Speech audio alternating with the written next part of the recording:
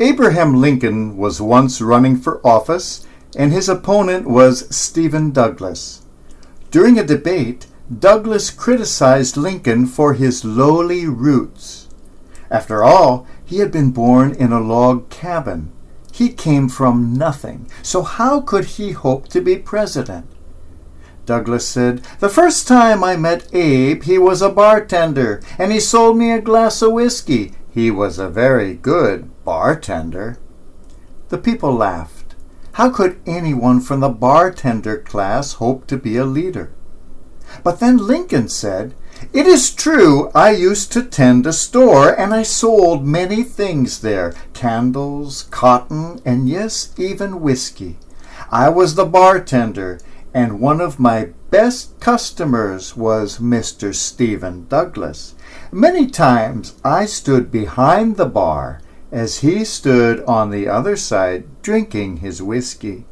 The only difference is that now I have moved away from my side of the bar while he is still standing at his." We're inclined to look at people's background and think, how could they lead? They're no better than any of us. The same happened to Jesus.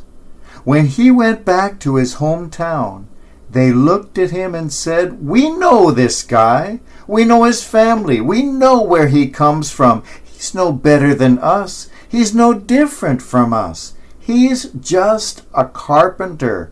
Nothing special."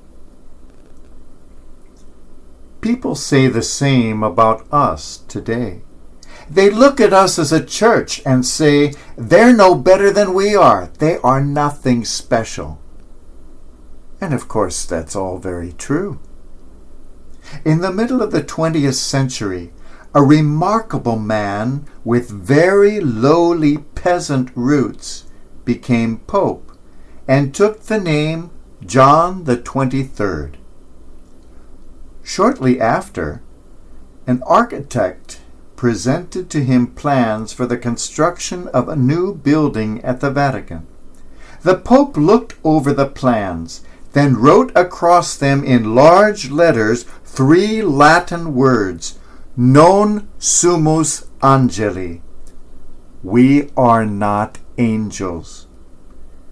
The architect had neglected to put in bathrooms. We are not angels. We are humans, belonging to a very human church. Nowadays, we're often criticized for being human, for being weak, for being sinful. We are not angels. We are humans, each of us a child of God, yet each of us a work in progress. And it is good so. Some people don't want to come to church because it's not up to their standards. They would rather see a production of one of the modern mega-rich mega-churches that have unlimited funds to put on an extravaganza worthy of Disney.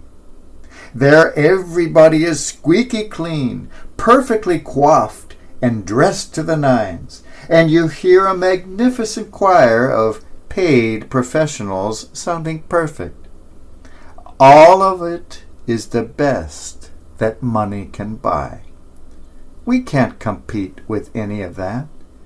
We're not angels. We are humans. Others look around our churches and say, "Those people in the pews are no better than anybody else, so why be there? Those priests are just as bad as everybody else, just as sinful, just as weak, just as human. Who wants to belong to that?" Non sumus angeli. We are not angels. When I was a young priest, I wanted everybody in my parish to be perfect.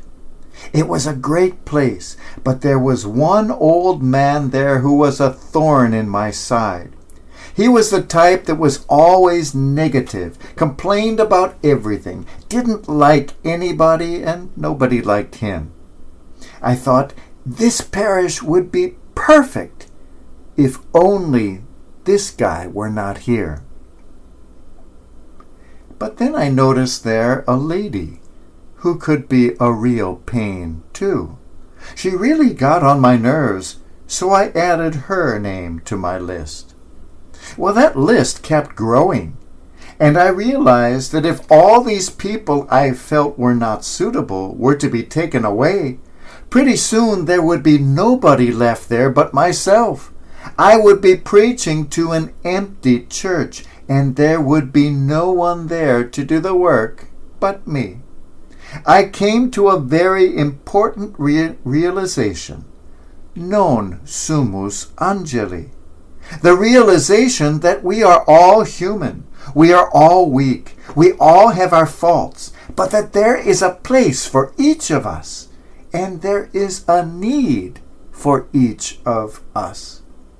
God needs every one of us, and the family of God needs us too, together with our flaws, and sometimes because of them. I came to the vital realization that there is room for all of us in God's zoo. Who wants to belong to something whose leader can come from the bartender class? Who wants to belong to something whose founder was from the carpenter class? Who wants to belong to a church whose first pope was the weakest, the most sinful, and the most human of all the apostles? Who wants to belong to a place whose pews are filled with people who are no different from anybody else on the street? Who wants to belong to an outfit whose priests are not angels but humans, sometimes the most human, the most flawed, the weakest of all? Who wants to belong to something like that? I do, because it is precisely for this reason that there is a place there for me. I dare say we could all say the same. I would like to see a sign across the front of every church with the words of Pope John, Non Sumus Angeli. We are not angels, we are human beings, weak and flawed and very far from perfect. And because of that, there is a place here for you and for me.